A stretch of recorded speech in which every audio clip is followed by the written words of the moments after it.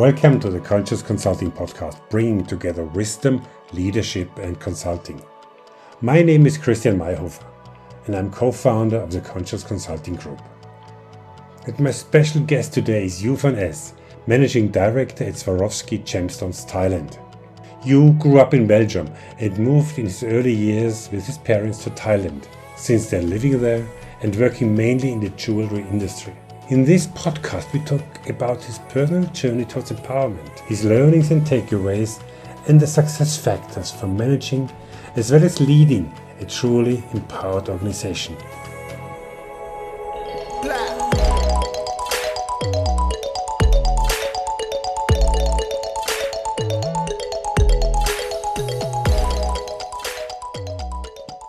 You, give me some of your background once more. You did that eight years ago. Isn't it fantastic? 8 years, almost yes. 8 to the last week.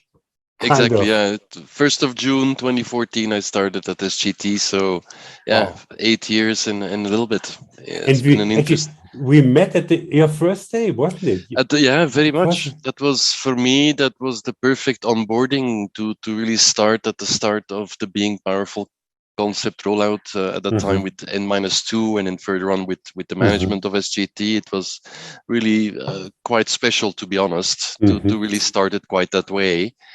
So for me, it's been an interesting journey to really see where we end up now, right?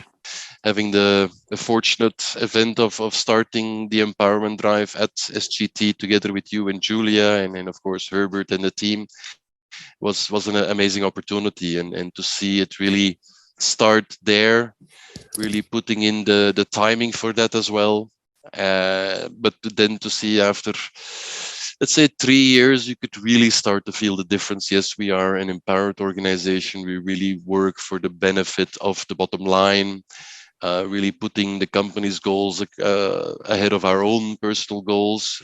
So that was really quite an amazing experience to take part of that from the very beginning, from the rollout to date, where we are living it and working in the system within on a daily basis. Well, I think for sure the moment in, let's say, in my career that I joined Swarovski, I've had the chance to work for some amazing people, but also less amazing people, where I figured, okay, if I'm ever reaching a top executive of a company, there is things that I would not do, there was things that I would do. And part of my previous experience was really working with micromanagers, or with people that really were hard drivers, that didn't really care about the people, that were only there for the results, and were really managing the company or the organization by fear. And then arriving at Swarovski and having first an amazing onboarding by Herbert at the time. He was there 3 weeks side by side, after which it was Alex for another 5 weeks. And within those 8 first weeks, I got to know you and Julia, and you brought this concept of being powerful, of empowerment, and it was such well thought out that it really gave you these principles, right? It was not just, okay, this is empowerment and this is what we need to do. No, you gave us the 5 principles. You gave us, coming out of the comfort zone. You really made it very tangible. That for me is like, yes, now here is a concept, what I've been meaning to find myself, or that I've tried to apply wherever possible, but not to the extent where you actually have it on paper and where you can actually show these different principles, like being connected, being responsive, being, giving and receiving feedback. These were all keys that I thought, okay, this is now a foundation that we can make it clear, because it's not only written on paper, but the way you explained it and the way, I still remember those few sessions in the hotel. We discussed something and then we tested it, or we tried it, or we had a small activity, or We had time for self-reflection in group, small group, one-on-one. So it was always really, for me, this was key, because before I've had some trainings before, but nothing so intensive. I mean, it was 3 days in a hotel with similar positions within the group. And I think what really worked for Swarovski Gemstones is that it was really felt by the leaders, from the owner of the business unit, Dan Cohen, to the 4 members of the core management team. They really sold this concept that, listen, this is it. We strongly believe in this concept of empowerment. And I don't know if you recall, my first thought was, yeah, but this is going to be tough in Thailand, because here we're asking people to question, to speak up, which is counter culture for Asia, not only for Asia, for Thailand, but for Asia in general. You are not meant to question your superiors. You're not meant to speak up. It should be yes, sir, no, sir. Mm-hmm. So here it was a concept that I thought, okay, this is going to be, after already 2 decades in Thailand, I say, this will be tough, but I see the benefit in this, really. And to have not only the session with the other managing directors of Asia, but also then with my own team. And that, it was still very early days, and just to get to know them through these workshops that we did, I figured, okay, now I'm starting to know my team. I'm starting to see where we would need to help steer, but really, trying to show them the benefit. So for me, it was, okay, I feel my leaders really believing in this concept, and it's a concept that I can agree to, that I can see the benefit after working in big companies already, with not having these empowerment drives. I can see really the benefit.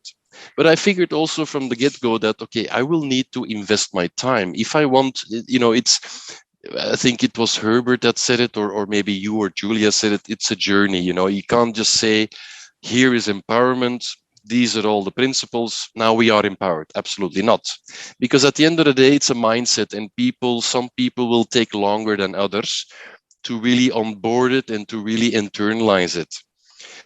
And within that first couple of weeks, I saw that some of the team were, yes, I can see it, and they start to right away also feel a bit more comfortable. Remember, I was still quite new. They were always managed by a Thai national before, so completely different style. And now there is a Farang here, a foreigner. Okay, he speaks Thai, but still different, that they were used to. So I decided to really put in the time to, if we want to really roll out empowerment, I think it's important that within the Swarovski Gemstones factory, the people also feel it from me, their new leader, that I believe very much in this concept, and that it's not just coming from Tirol or coming from Wattens, the concept being pushed through. No, it's clear that the support was there, that you had our leaders living it on a daily basis. So for us, it's then also easier to take this on board, right? I see my leader exhibit this kind of behavior. He's showing this kind of mindset. He's pushing me to do the same. So I, in turn, then would need to do the same with my team. And I was very happy that I really put the work in and invested the time at that time to really make sure that the understanding was there. And if you recall, for the management, it was a 3-day workshop. We did a 2-day workshop for the team leader, but then for the employees, it was only a 1-day. But all the same information was kind of squeezed every time into this one, then at the end of the day, 1 day. And it was clear that the understanding wasn't there. From an operator level, we had to go back and say, okay, we need to revise this. We need to do a refresh, because it's just way too much information, from the strategic direction to the circle concept. For them, it was more important, the principle, the key principles, right? Yeah.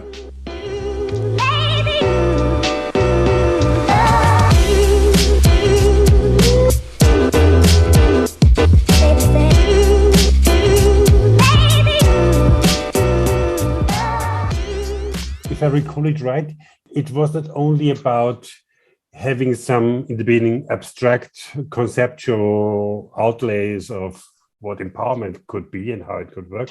But it was from the beginning to the end in terms of enrolling and showing, demonstrating also the operators and the machine level in the workshop level strategy, maybe for the first time. So they got kind of enrolled in the whole picture, which I suppose is not very common actually on that level. No, not exactly. Especially by the top leaders to do so. Yeah, and then I think for me was also something new that our top leaders were being so open, not only with the new strategic direction, but also, you know, how we want to achieve that and what are our focus area, and basically also how is the company doing?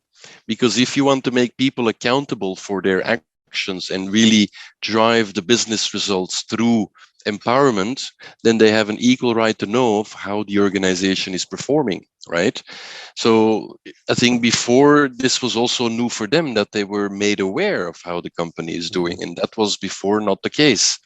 What we also saw with the management is if we want to make people accountable, it kind of came to light that the people were not really aware what affected their cost center. You know, they're responsible for their department, but every month with the KPI and the target review, the performance review was done by accounting, by the head of accounting, and she reported it to Kun Herbert and Kun Alex, and nobody said anything. It was just her reporting on each of the departments until Herbert said, hey guys, if we really want to be accountable for what we do, we need to make sure that we take responsibility for our department.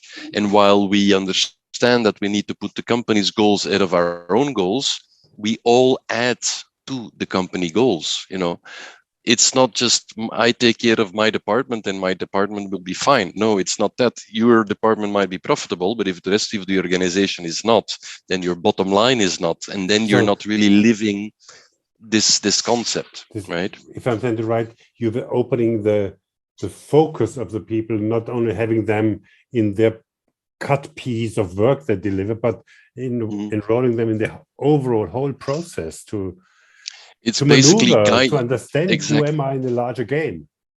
Exactly, and it took some leaving their comfort zone. I mean, before it was somebody else will report, you know, okay, I'm responsible for my gems department, but you know, somebody else is reporting on the numbers. So I think the moment you really tie them in, and it took some training as well to really make them understand what is a fixed cost, what is a variable cost, what cost does it mean when, you know, when I do a certain amount of output, what influences and what do I have, where can I control it, right?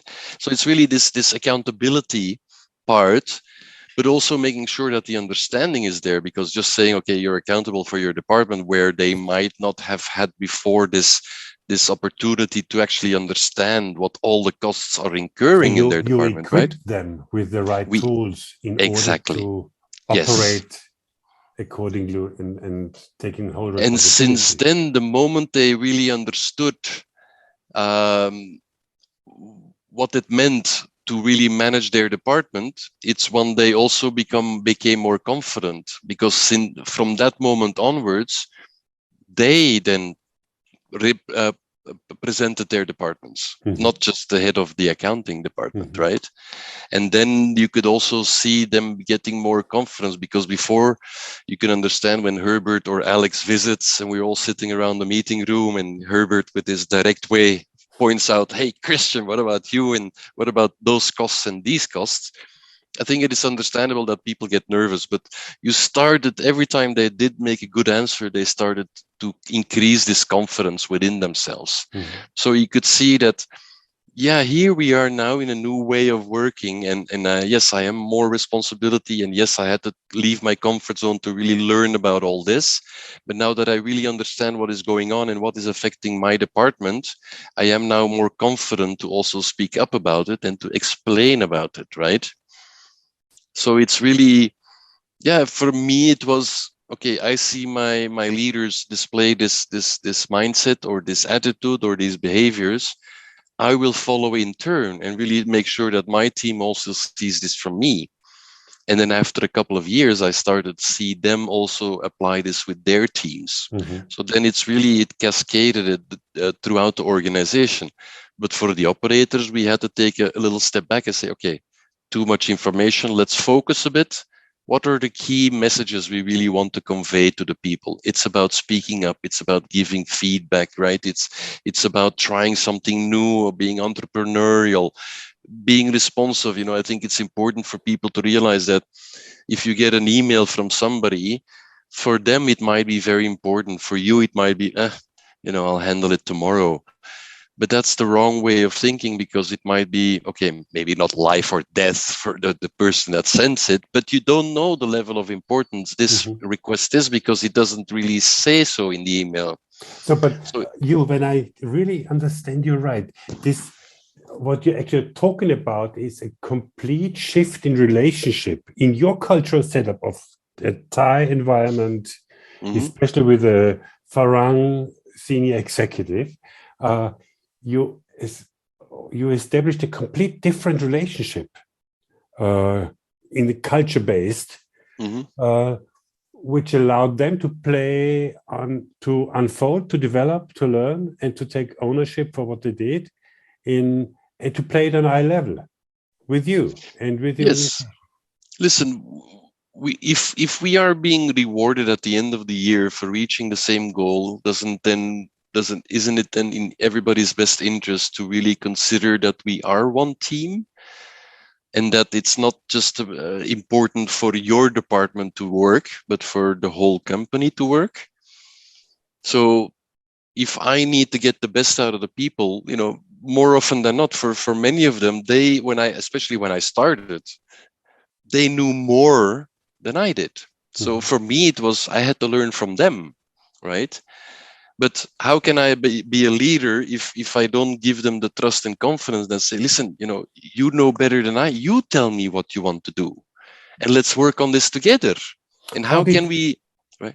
How did you just mention trust? How did this ingredient of trust, which is so precious and it's such a game changer, actually, when it's living and showed, how did that play out in your relationship with your 400?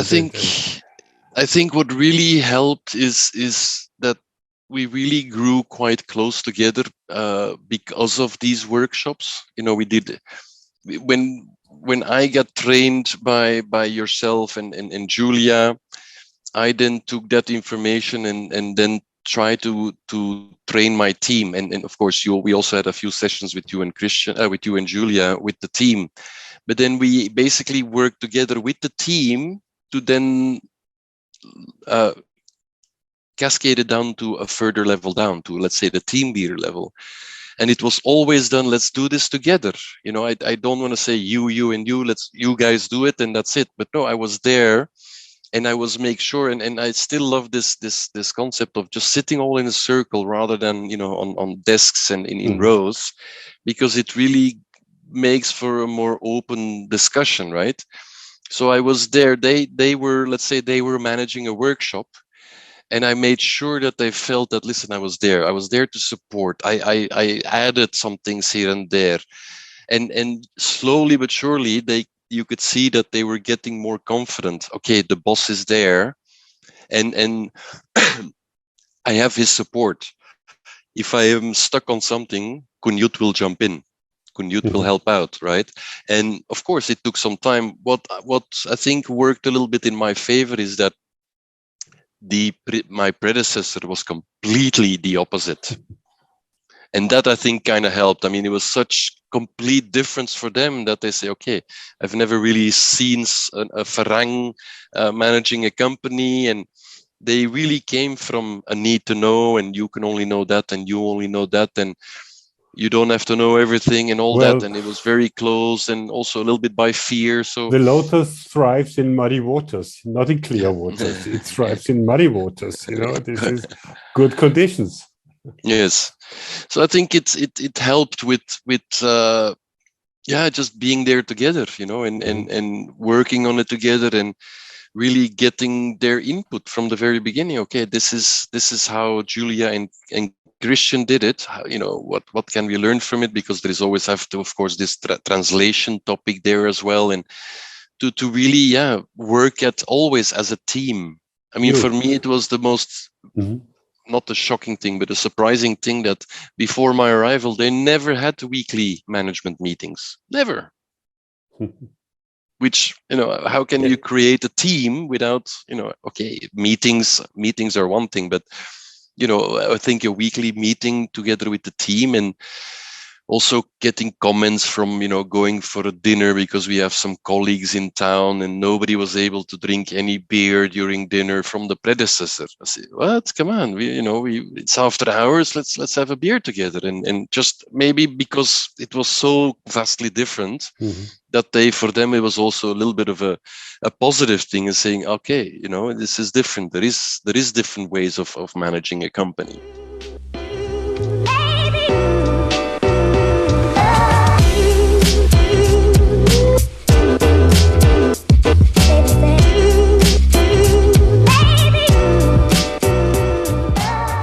I suppose you as an organization, you are embedded in a larger reality called economy and ups and downs. And how did that play out? You had challenges to master. You still had rough waters, didn't you? We've had some rough waters indeed. And the only way I think that we came out of those events unscathed, or to a certain degree unscathed, is that we were completely open with everybody, not just with the management team, but really down to the operator level, to the cleaning ladies, to make sure that everybody is aware, why are we doing this? It's not just, oh, damn, we have to, let 20 people, 30 people, 40 people go. No, you have to give them the reasons. Because if we're working all together to achieve the company's goals, it's in everybody's interest to also understand why or what is happening. It could be very easily said, okay, we have a shitty year, end of the year, no bonus for anybody. That it just doesn't feel natural for me. If you really want to tie in everybody into the organization and really get the best out of the people, then they should be aware of, was their best this year good enough? Did we do our best within the Swarovski world to warrant everybody getting a bonus? Because we are rewarded at the end of the year for the same goals.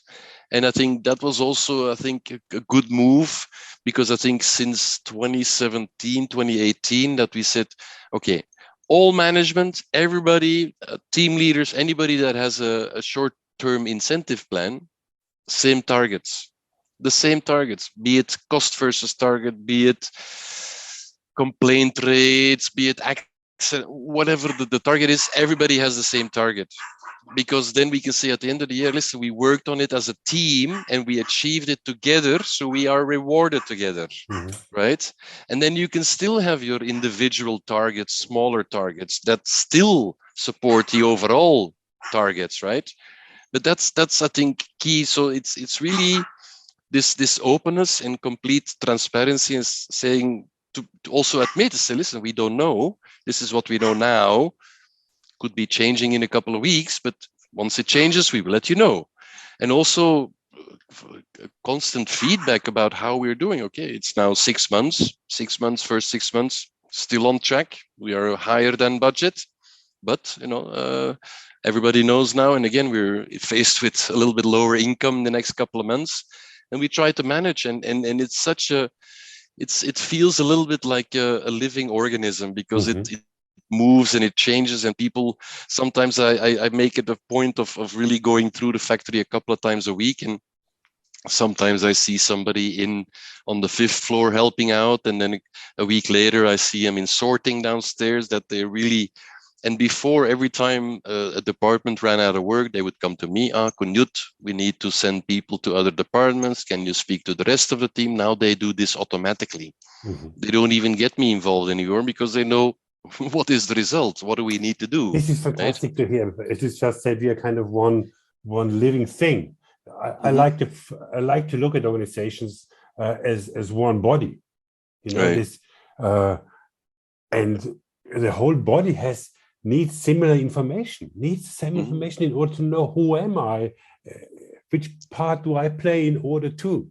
So the Right. left ear is as important as the knee in order to Exactly. know which identity I'm playing. And so it's always, and as you said, it reminds me to this breath, to this breathing in, breathing out, and our body moves with that. Mm-hmm. And it's shrinking, it's expanding, it's shrinking. It's a natural flow. Right. But I think it's important that everybody is aware that they add value. You know, the success of a company depends on every single person within the company, even if it is just a cleaning lady, because she's providing clean offices, clean toilets, making it a nice atmosphere to live in, to a sorter, to a cutter at the wheel. Everybody adds value. And I think as long as, and of course, you know, doing this with a company of 300-400 people as opposed to 5,000-6,000 people, of course, it's just the scalability. I think it is scalable if you have the right team, right? And if you get the same messages across the whole company, you can achieve that. But I think, you know, what can we learn from SGT? You know, how can we be a role model? Because it's clear that yes, you know, empowerment does lead to better business results. Mm-hmm. You know, we can see it in our EBIT, we could see it in our turnover. And every time I tell people we have less than 3% turnover, we go, what did you say? They can't believe it. Because we are not paying like the Pandoras out there that pay so much more than market rate. We pay what is required by market and then some. Of course, we have great benefits, we have attractive packages, but it's not that we're paying extraordinary much as compared to market. So why do people stay with us, especially after, you know, these 2 years of interruption, the whole transformation of Swarovski, you know, going from family owned to family from family managed to family owned. Now with the new CEO being confirmed, I think that there will still be some changes on the horizon. But why do how they can stay? we? Why do they work? Exactly. I think it's because they feel they make a difference, and we make sure that they know that they add value.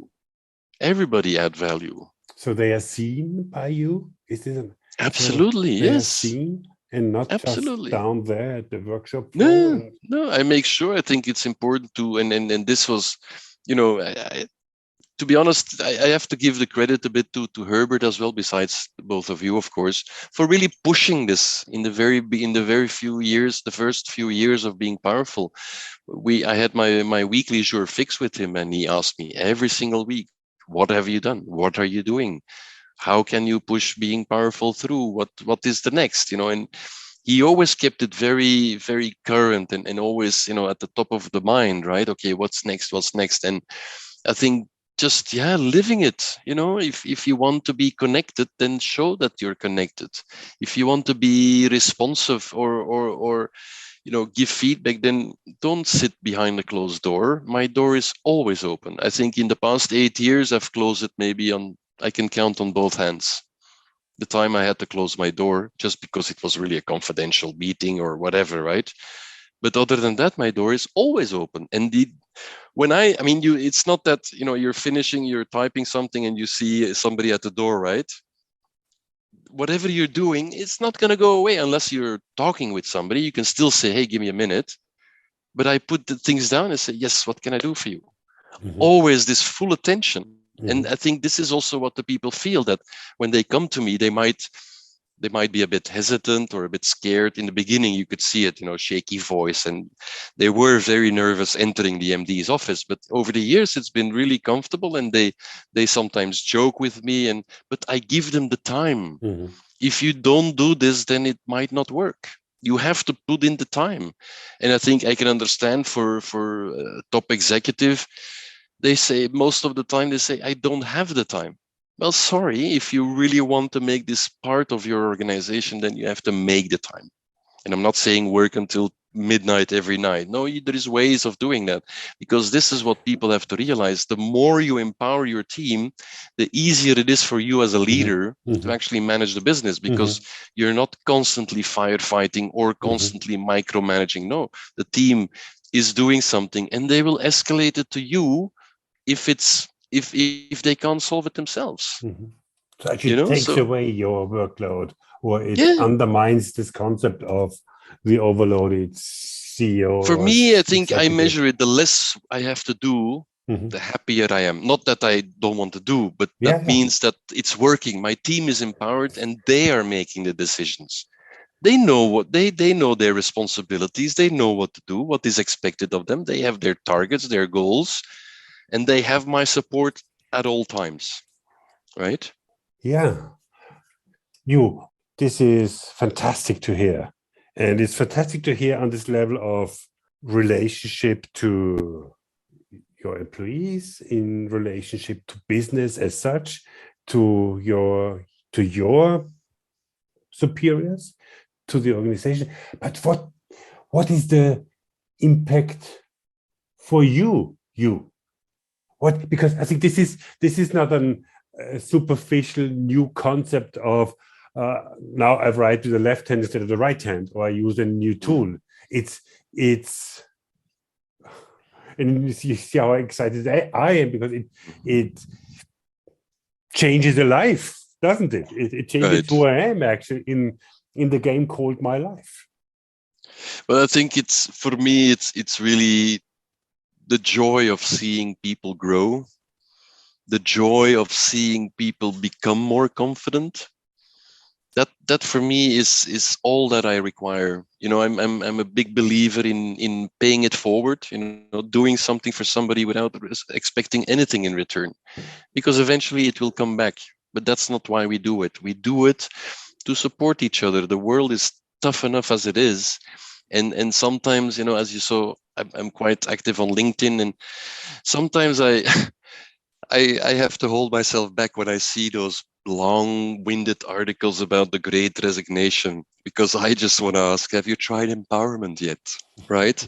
Because, okay, it may be too simplified to just call it that, but I think at the heart of it, this is what people want. They want to be empowered.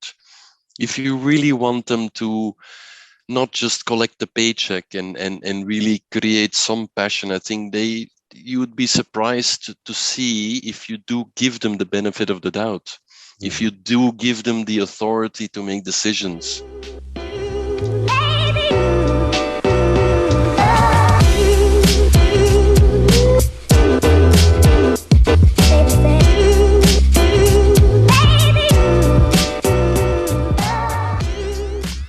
I try to always lead with empathy, because we don't know what people's, what they're going through in their personal life or what they have already gone through. So, give them the confidence to make these decisions. And if there is anybody making a mistake, and you should have seen it in the beginning, they were so scared, and then just said, okay, what happened? Not who did what. No, that doesn't matter, because it already happened, right? Okay, what happened? And then they started explaining, okay, so what do we need to do to improve this, or how can we prevent this from happening again? And just doing that a few times, within minutes, this kind of response goes through the factory. Hey, the MD wasn't angry, or he was not, scolding me or whatnot, right? This is fantastic what you just said, because I call that information in space. And information travels on light speed when there is trust as the fluidum, as the medium. Right. So this is amazing. This is what so many people just don't get, also in executive roles. This is where the body comes back, because the whole body automatically knows in the instant moment when something happens, and it happens on the other side on the other end of the body. It's just one connected thing. Right. Different tasks, different roles, different forms and shapes, but it's one body, and inseparable in this way and form. So, so actually what you did, and it for me then because this is when empowerment leaves the level of empowerment. Then when it becomes a much or an ingredient in a much larger game called culture, called actually also it goes beyond business. Then we are on the level of what does it mean to be a human being with other human beings, right? And work is just a playground to. But we got to realize that there is only 24 hours in a day. 8 of those are spent sleeping, so that's half the day you spend. Half your time spent at work. Mm-hmm. So isn't it in everybody's interest to make this the best 8 hours you can? And I think in terms of trust, they say trust you have to earn. But I think at the start of any relationship, you have to give. The trust, for sure. As a leader, that's where you need to start, because they should have no reason not to trust you, but they also have no reason to trust you. So you basically start from a zero mark, right? From the very center. And you can either do or perform action that will help you with the trust, or that will work against the trust. But nobody should say, I'm just meeting you, I don't trust you. Okay, you might have a gut feeling. Let's leave that on the side. But I think in an organization working together with a team, there is no reason, if you start out in the beginning, there is no reason why we should not trust each other. So again, start from a positive mindset and say, okay, let's start from we trust each other, even though we have not proven each other yet. We have not proven this yet. Fine. Let's start at least from a positive way. If we're going to be working together for many years, spend 50% of every day together, let's do that in a trustworthy. But this is the task of the leader, is to show them, okay, I have trust in you. I believe that you can do this. Show me. And if you make a mistake, I'm here to support you. When you make a mistake, we will learn from it and make sure that the mistake doesn't happen again, right? But what you describe is the potentiality which is in the hand of the leader, because this is the decisive fact. Yes, but it has to start with the leader, right? You have to give that space, absolutely. And you have to give them the tools and the resources, and trust is part of that, and giving the confidence is part of that, giving the time and also the resources. Do they have the right equipment, or whatever? Do they have the right knowledge in terms of what determines the cost? There it was a gap, so okay, let's fill that gap with some training. Make them understand what are the factors influencing their performance, because their performance is just part of the whole pie. And at the end of the year, we have to have the whole pie, not just one slice, right? So slowly, trust, it takes time, right? As you are looking at the whole corporation, at the overall body, which you are again one part or a significant part of, and Thailand is far away from headquarters. How did you? What did you sense? How did the body respond? The larger body, the global body, respond to what you were achieving, or how you were dancing your dance? Well, what was good is that, of course, the whole empowerment drive was not just for SGT; it was for the Gemstones business. So we had our colleagues in Wattens, and this is also actually a shift that I saw, because in the beginning, I say, have you asked Wattens yet? Oh, no, don't ask Wattens. Wattens is God. Wattens could do no wrong. But then putting them on the same kind of footing, I say, guys, we're working, we're doing the same thing here. We're working for the same business unit. We're in it together. And I think what really helped is the circle concept. That for me was such a wonderful concept, because it's so enriching. I'm a factory guy. I know production, I know SEM, anything related to managing a factory. But sales, marketing, product management, logistics, you name it, anything that is, of course, also part of the business.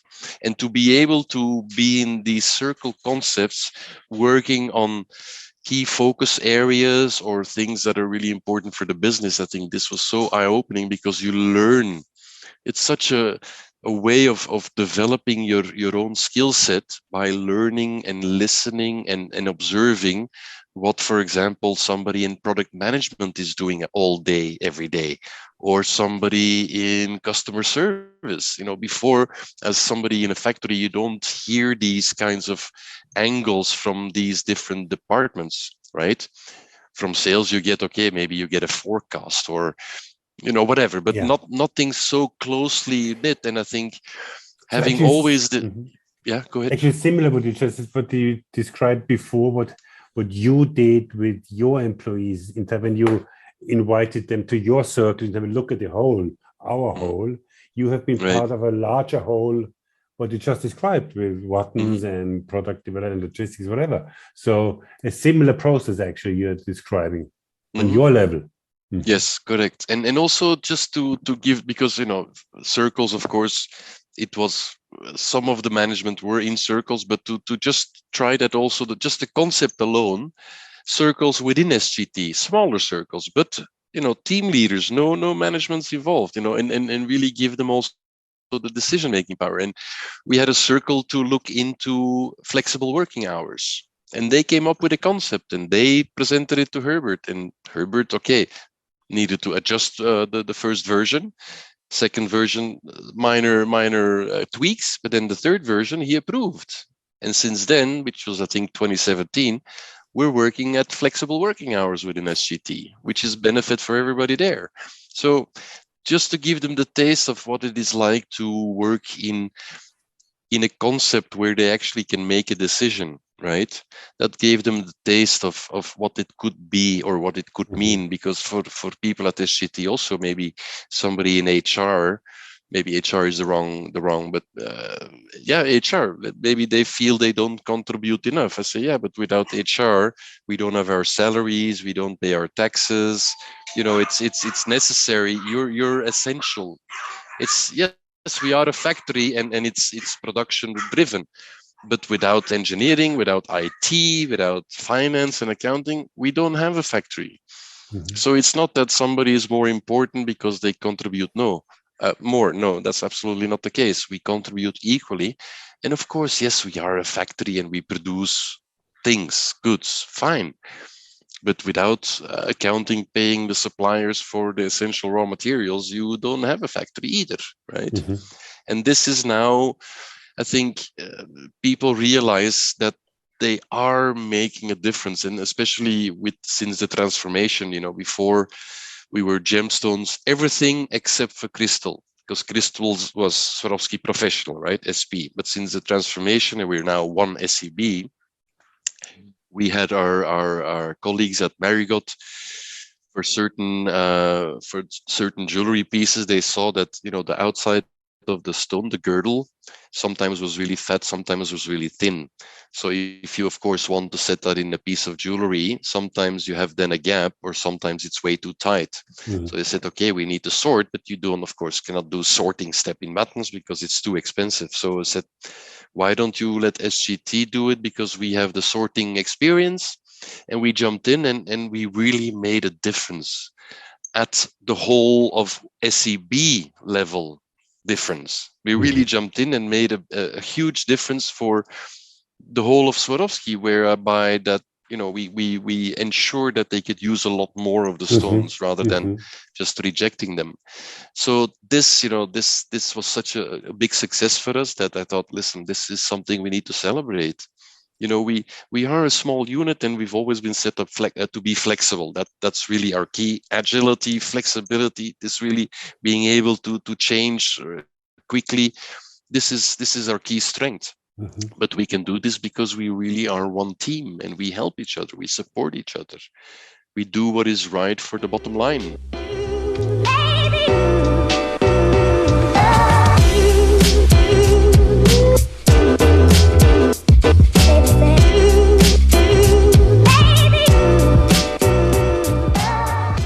Yeah. People are afraid of change. We embrace change. We think change is good. But you need to make sure that everybody feels the same, of course. And it's of course not easy to explain this sometimes, but try to make it, because if change is usually something negative, right? Something has to change, something has to be adjusted. It's usually something that has a little bit of a negative connotation. But you can make this into something positive as well. Change is good because change means we're growing, we're doing something new or doing something different. There's nothing wrong with change. And okay, sometimes change means having to let people go. But again, you can do that in a positive way. They get a good package and say, listen, this is what it is. This is business. And we wish it was different. And if there is a change, again, you'll be the first to know. And we have had people, let go in 2017. We had a voluntary headcount reduction there because at the time Gemstones was having a bad year and we had to reduce our headcount. But in the meantime, in the ensuing years, we have brought back some of the people already. So it is possible, It's just how you look at it and how you tie it into the people. They might say, "Oh, I'm just an operator. What does it matter to me?" Yeah, of course it matters to you because you're here. Okay, maybe at operator level. I think the passion is there for everybody, but of course, in Asia, people are still very much financially driven. So make sure that that is there and make sure that they understand that their contribution will help them achieve a bonus at the end of the year or not. We're all in it together. And if Department A doesn't have any work and they want to send their staff to Department B and C, then Department B and C should be welcoming them with open arms. Because maybe in a couple of months from now, the roles will be reversed, right?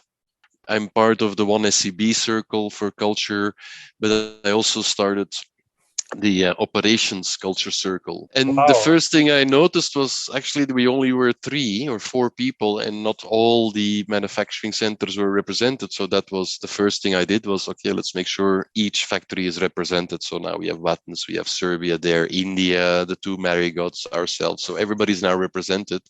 And now to try to make a difference. And that's the good thing about Herbert is he's pushing it once again, right? Yeah. And he, setting up the own circle for operations is, I think, a step in the right direction. But we need to make sure that we don't pull ahead of the rest of the functions now, not the business unit, but the functions, and make sure that we go together. So that's why it's good that I'm in both circles. Make sure that whatever we do on SEB level is also on operations level and vice versa. So fantastic to hear. Fantastic. Hugh, we are kind of coming to the end. Okay. Anything left which is unsaid? A message you wanna really just to maybe thank you and Julia again for igniting the spark that is empowerment within me and making me a true believer and really putting it to the test, all the learnings from all the various workshops and the discussions with you. And at the time the N-2 in I think it was a Sofitel hotel that we had the small group with Kurt and Rajendra and who else was there? Shirley and China, Mac and Mac. So that was really cool. And all the follow-up workshops after there, you started the spark and it's still blowing fiercely, let's say like that. Thank you so much. You have no idea how happy I am about you and like-minded. It's manifesting out there because it's not about us, it's about manifestation in the world, right? In the life of human beings and of organizations. And one positive thing that came out of the interviews in Wattens is that there are people, they are implementing empowerment within their own teams and are feeling a difference. So again, having these pockets of support, that I think will also help to get the ball rolling. And anybody who asks, I put the credit on empowerment and really living it. And we see that it has a benefit and adds value. So let's learn from, how can we scale this up to now the larger organization. I think by pockets here and there, I think it's a good start and slowly but surely. Stopping stones one step at a time, and realizing that it's a journey, that it's not going to be something we're done within the next couple of weeks, but it will take a few years. But as long as the mindset is there and people are open enough and willing to at least try it or put it to the test, I think then half the battle is won, and the rest should come then automatically. Mm-hmm. Thank you so much. Thank you so much for. Thank you for the invitation to speak up. It's really was honored to be asked, and a pleasure to be able to finally do this with you. You know, it's my first podcast. I'm so proud. Because usually Julie is doing them, and I'm very proud to have you on as guest on my first podcast. What an honor! It doesn't feel like it's your first one. You do feel quite an expert at this. So keep up the good work. It really, I think, the more we spread the word, the better it is for all of us. Right? Thank you very much.